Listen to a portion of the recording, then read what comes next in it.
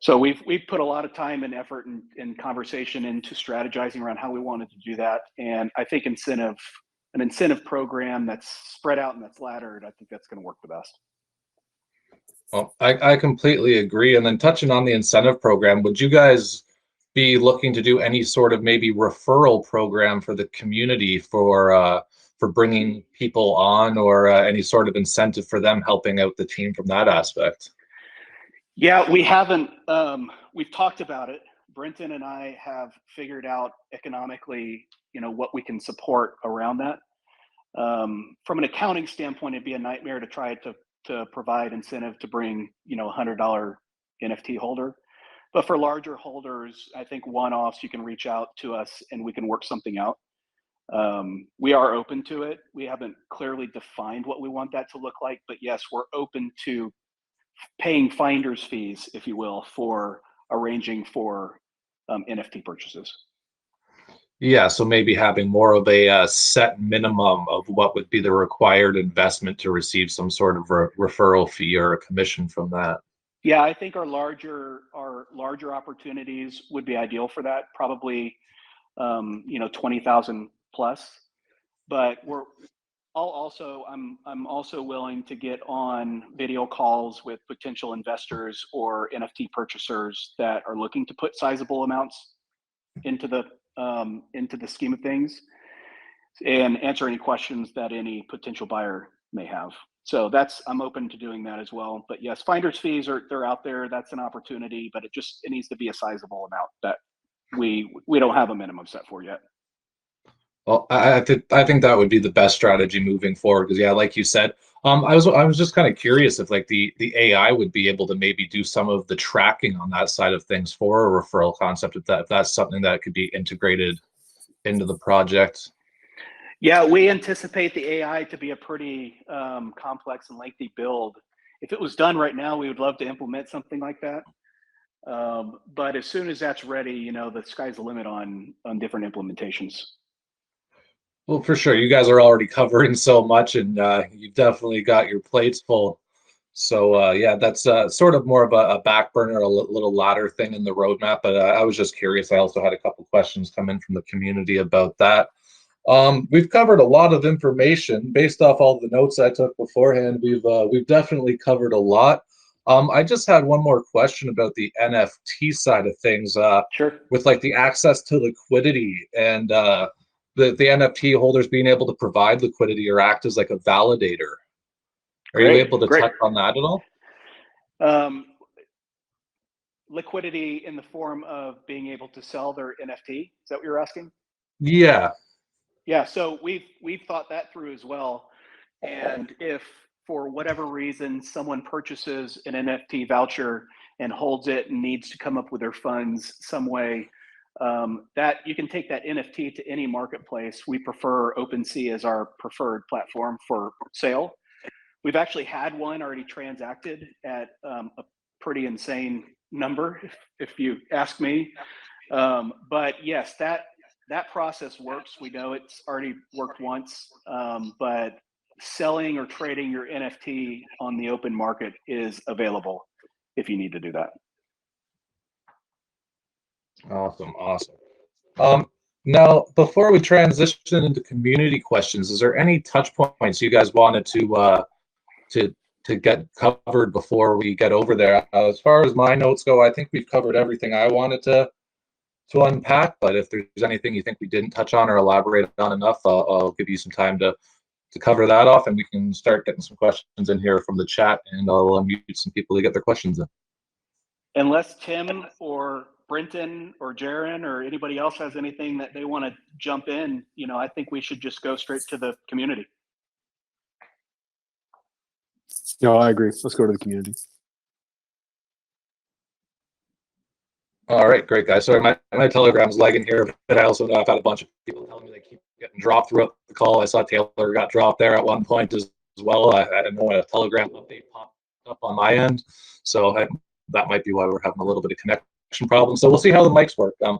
I got a couple good questions sent to me in the chat, but we'll kick this one off with Sujay. He normally has some good questions, and yeah, I'll get a couple other ready on the back end while he's going. So go ahead, Sue. The mic's yours.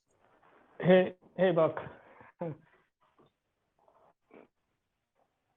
I hope I'm audible. A little laggy on mute. Am I lagging? Breaking up? Yeah, we can hear you all right. You can go ahead with your question. Okay. Hey, VITREUS team. Nice talking to you again. My question was around the AI compliance engine that you've built. I don't know how it's pronounced. Is it Complete or Complete Q? But you've mentioned that it's based on OpenAI's ChatGPT-3 and IBM Watson and Google Cloud, etc. So what I was trying to understand is when you build a compliance engine that is powered by AI, you would have fed data sets of compliance mechanisms to sort of train that AI model, right? Now, when it comes to compliance and regulations, it's an ever-changing thing within an organization, within a country, and also differs across different regions, right? Different countries, different compliance and regulations. So when you sort of try and generate the compliance model using an AI tool, how does it sort of take into account the variations that are going to be required for different regions, or for things constantly changing? How does the AI sort of adapt to these changes? Good question. So I can give you an approach. It's a learning framework that will be the original learning patterns will be the regulations themselves. And that's the whole point of AI over, let's say, data. AI will be able to construct the various changes. And I like what you said, because the complexity of regulation is not just legislation. It's also based on the body of government, whether it's a state, a region, in country. It can be privacy driven. It can be compliance driven. It can be authoritative. The whole point of a generative AI learning model is to adapt to all of that. Now, beyond that, and it is ComplyQ, not complete, but thank you for clarifying that. That is the general center of design for a generative framework. The cool thing about this is the fact that it will sit on a distributed infrastructure with locality, depending on where the data needs to sit, is also going to be a very strategic advantage. So that's really all I can say at this time. But yes, great question. And we've done our industry research to know that this would be almost computationally impossible to do this in a traditional data set, whether it be a data lake or some sort of data modeling, because just the sheer amount of disparate data sets is almost, like I said, computationally impossible. So we're really looking forward to unveiling this when it's done. Okay. No, I kind of get it. And you've mentioned proprietary, so I don't want you to divulge too much. But yeah, I think it's a great question. No, it's a great question, because you literally outline the challenge of just the data set that we're tackling, and even if in the proprietary nature of this intellectual property, as we continue to solve this, it will be a game changer for this entire industry on a global scale. I appreciate you outlining the complexity of the data set. That's a very good point. Yeah, thank you very much. Very impressive. Thank you. Thanks, Buck. Awesome. Thank you, CJ. That was a great question. And yeah, you definitely were paying attention and did your research on that one, because you covered kind of the whole realm of the technology that they're building over there. So great job. I kind of had an outside of the box question here come in from one of our community members, PCI, about this cybersecurity. He says he doesn't think that the AIs will ever fully replace humans when it comes to tasks or jobs in the security industry, and VITREUS is going to help out with that. But he wants to know, like, if you would, how am I going to word this? there's some other companies out there that go a little bit more outside the box when it comes to security, and they're be known to hire on hackers to work for them on their team because they seem to know the best ways to prevent other hackers from getting in and having access to the data. So he was just kind of from a suggestion standpoint, but just thinks it could be an interesting idea of expanding your security into a different aspect. Sure. Is that let me address that, because I actually know what you're talking about. I love talking to other cybersecurity experts. So artificial intelligence is not new in cybersecurity, right? Companies like Palo Alto have products called Cortex, or the ability to do what's called SOAR, Security Orchestration, Administration, and Remediation. Or you can use something called robotic process automation, where you take a bot or unattended bot, and they do these tasks, so these high automation potential. So first and foremost, AI will never replace a human. You have to have governance with AI. But what AI is doing is the labor-intensive aspects of cybersecurity, whether it's collecting logs, meaningful data. If you're having an attack, something called time to breach analytics. I've seen it as few as 5 seconds. I've seen it as far as 2 months. Anthem, back in 2015, had a breach in their database, and it took them 2 months to figure out that somebody was in an administrative level in their systems, and they had to go through a whole 2-year mitigation process. So what this is doing is this is just creating the ability to look at this data in real time or near real time, whereas humans are much more valuable reacting to that data and ensuring that those mitigations and security risks are being addressed, whether it's patching or technology like a firewall or a WAN. Now, the hacking aspect is something that we will employ. They're called blue teams. In other words, you bring in ethical hackers in your organization, and you essentially say, find a risk. Just find a risk. We will also be employing something called Chaos Monkey, which is an algorithm which will poke holes in our distributed infrastructure as well. It's something that Netflix actually deploys and came up with to ensure that their outages and their SLAs, their service level agreements, stay up higher. But what we are doing, which is different than what is traditional cybersecurity, is they don't address the data. If you put a firewall in place, or if you have a network, or if you have a wide area network, they are not addressing the identity of the data, the owner, and the data itself. The data will exist in a distributed ledger that is immutable, encrypted, with an AI-backed technology that will bring that data to cybersecurity. There's going to be different viewpoints that people are going to be interested in. Data is an asset. So we will absolutely not be replacing traditional cybersecurity elements, but we will be addressing the core issue, which is the identity and the data itself, thusly supplementing what is already out there.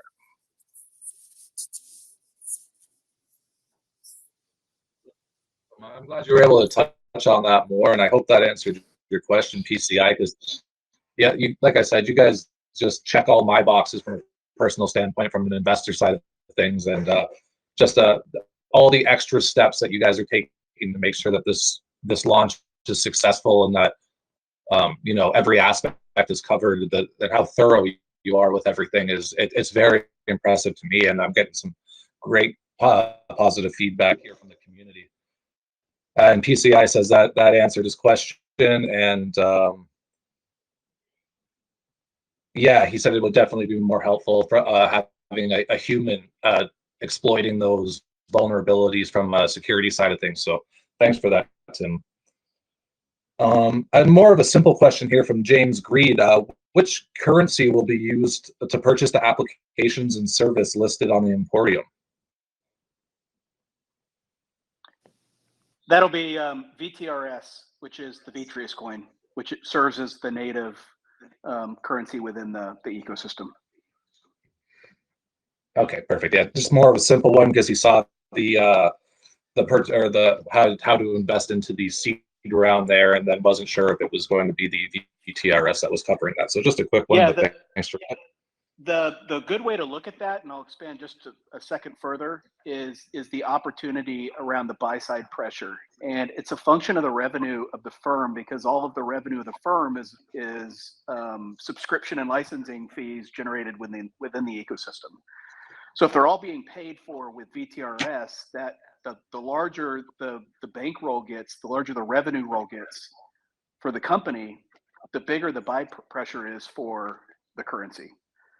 So that utility in of itself provides significant upside pressure opportunity for VITREUS.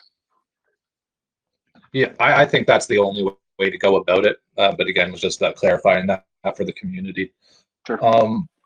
So from Murshad Ali here, he says we've touched on the different states that the VITREUS is going to be covering, and he's just kind of wondering if there was any plans for more of a global expansion and what sort of range you would be reaching out to on a global scope. Yeah, absolutely. The vision is to be a global platform. We'll be building this out in phases. Our initial phase and implementation will be all centered around the U.S. and U.S. regulation, and U.S. regulation of those sub-markets that we've identified: investments, insurance, banking, and tax. Those are all U.S. markets that we want to take advantage of first. Once we're up and running and we can move on to phase 2, we'll expand into some other jurisdictions on a global level. Ultimately, we want to cover as many or all jurisdictions globally as we can. And I'm sure as the AI moves on, it will be able to branch out fairly easily into those other regions as far as the regulations and everything changing in the different parts of the world as well. So you're definitely setting yourself up for a global scale, if you ask me. Yeah, for the most part, regulation in the U.S. is pretty significantly restrictive, and in many cases more restrictive than most other jurisdictions. So if we build it for the U.S., we're going to have a big piece of the global map covered. So yeah, implementation or transition over into other jurisdictions should be relatively easy if we build for U.S. first. Yeah, I completely agree. I do have a couple more hands up here that I got unmuted. I've got CC Jitters and Phantom. CC, if you want to go ahead first with your question. Phantom, you can come in after Jitters. Yeah, no worries. Thank you, Buck, for the opportunity. So, unfortunately, I'm going to be tackling the issue of the ChatGPT. So, AI is a pretty good ChatGPT is a pretty good AI for making transactions, keeping up records, and a lot of people, a million users, are now using ChatGPT, right? So it's a pretty good one, AI. So, but one question I wanted to ask for the staking was, in terms of trying to maybe stake. Well, maybe you want to stake some of your tokens, and then you want to withdraw and those stuff. Are there requirements that the bots will have to verify, or the admins will have to verify before you start staking? And then, if there are requirements, how does the bot really interact with the investor, and like that real time interaction with the investors to make them feel at ease when putting their money, since they know it's going to be managed by an AI, right? They don't actually trust an AI. Perhaps it could make a mistake, or it could, do something. They're not sure. But is there going to be kind of like a requirement and a real-time interaction with the investors when during staking? So let me talk on that for a second. Tim, you could jump in if you feel like you need to add anything. Staking won't be run by AI. It'll be run by smart contract, just traditionally speaking. First, we've abandoned the term staking just due to some of the recent compliance issues around staking within the U.S. at least, and we've adopted this VIP terminology, VITREUS Incentives Program. So within VIP, there's going to be a phase 1 and a phase 2. A phase 1 will involve staking of your NFT. And I'm not sure if many of you realize you can actually stake NFTs or commit NFTs to a staking pool and receive benefits very similarly to the way you would a token or a coin.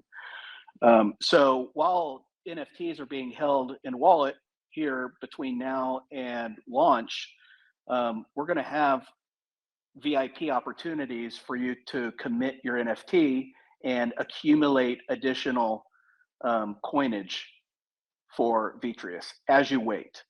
So, and that's where I was referring before about having this laddered incentive program where we can begin terms at different times, and the NFT holders will all adopt different terms on their NFT holding.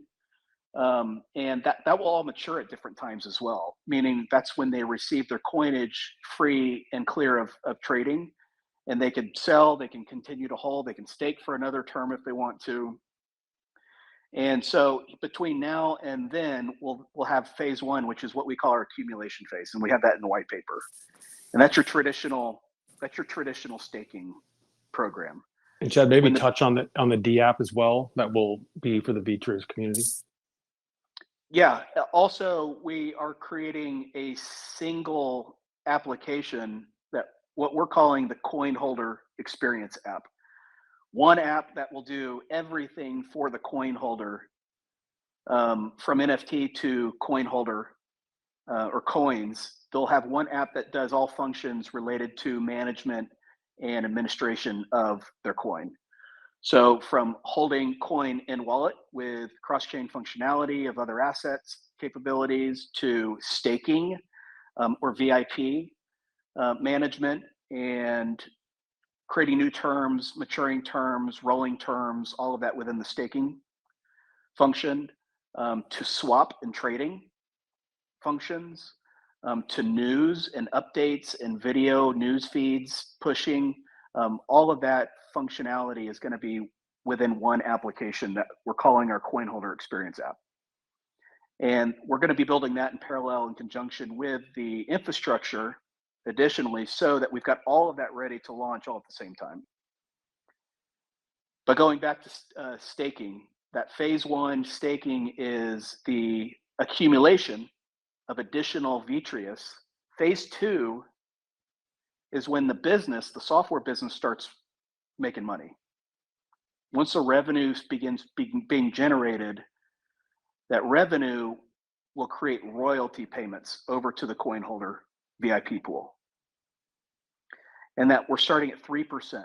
3% of every dollar that comes into the company gets paid over to the VIP pool, which is there available to be paid out to the coin holder. And that's how we're going to generate income payments to coin holders. You're going to have to commit your coins to this VIP pool. Not everybody's going to get paid income, but anybody that chooses to commit long-term their coinage to this VIP pool will earn royalty payments off of the software company. So that's how we're tying in real world business to a crypto type environment. We're trying to marry those two together, and we feel like this VIP program is going to do that really well. Chad, if I may just add something, those 3% are paid off the gross revenue, not off the profit like other projects do, which is a very important difference. Yeah, big difference. Profit is the bottom line, like after expenses are paid, after payrolls are paid. Profit is a very manipulated number.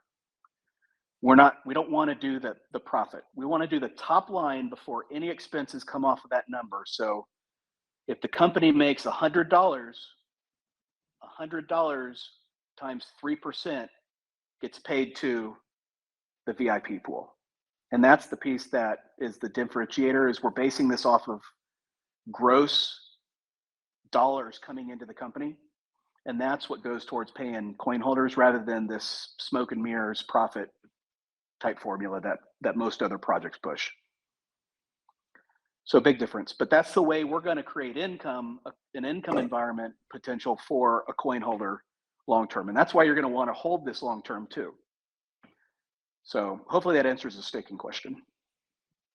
Yeah, it answers a lot. So I picked 2 points there. You replaced staking with incentive. Oh, sorry, I forgot the last word.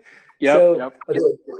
Okay, so that's a good one. But I've been listening to your answers, and then you'll be talking about coin. So I want to know: is it the actual coin, or the coin, or is it kind of like a virtuous token coin, or is it the actual coin like Bitcoin? What are you talking about? Yeah, the coin, it'll be the native coin for the blockchain.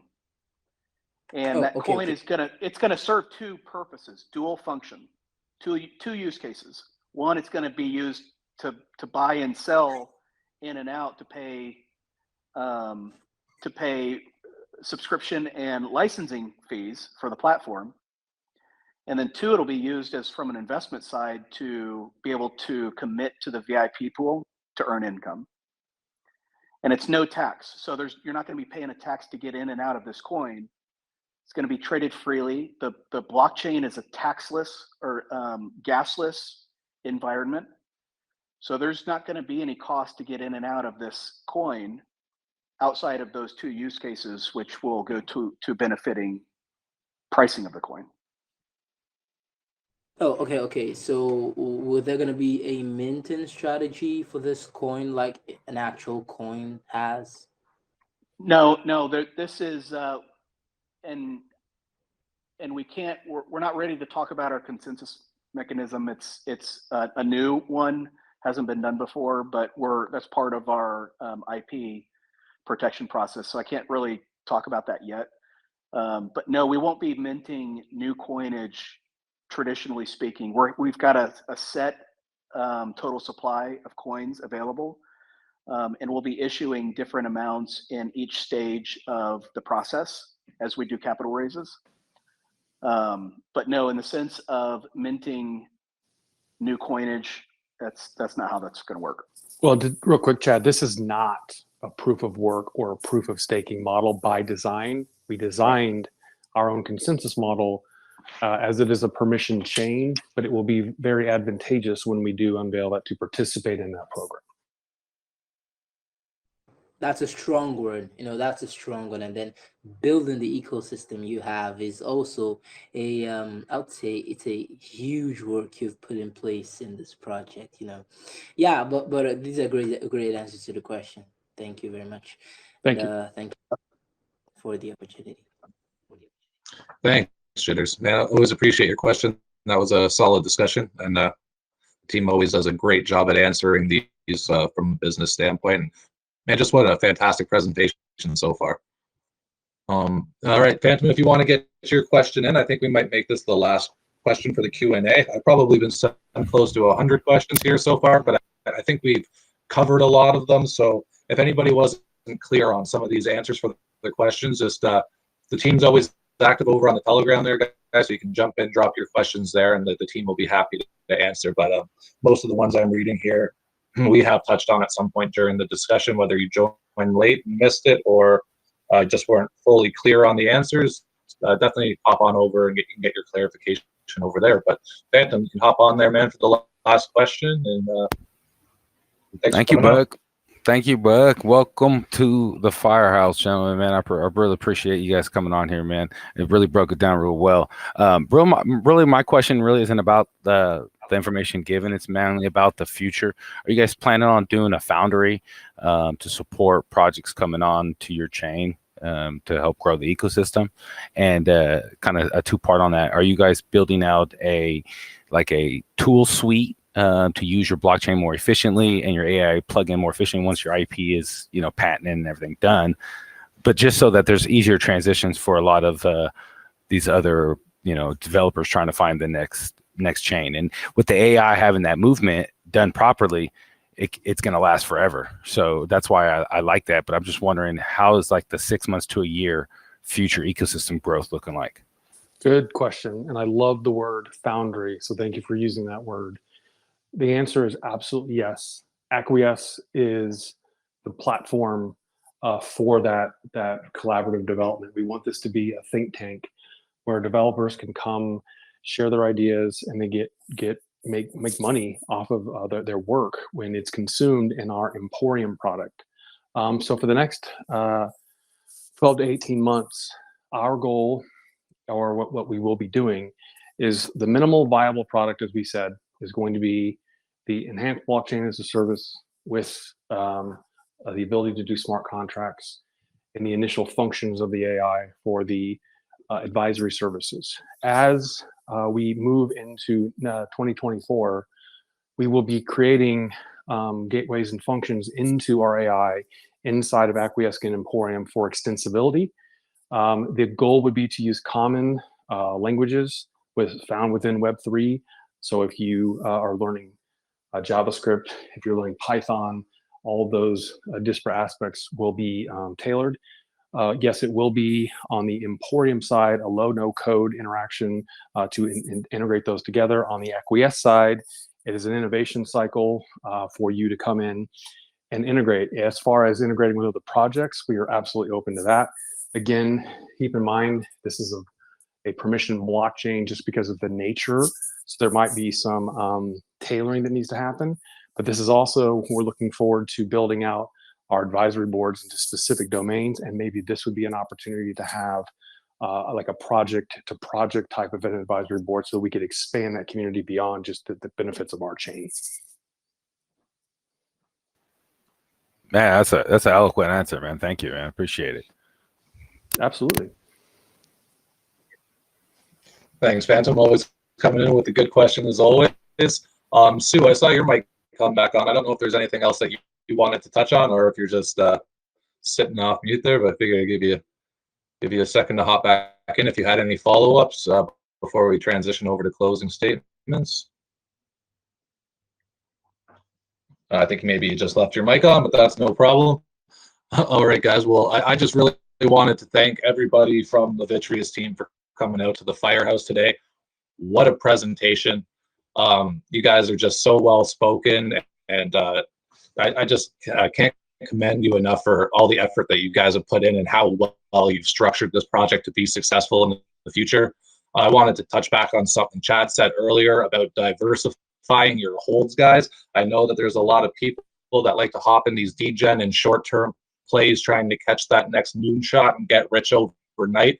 You know, those are all fun and games, but this is a real business that's solving real world problems.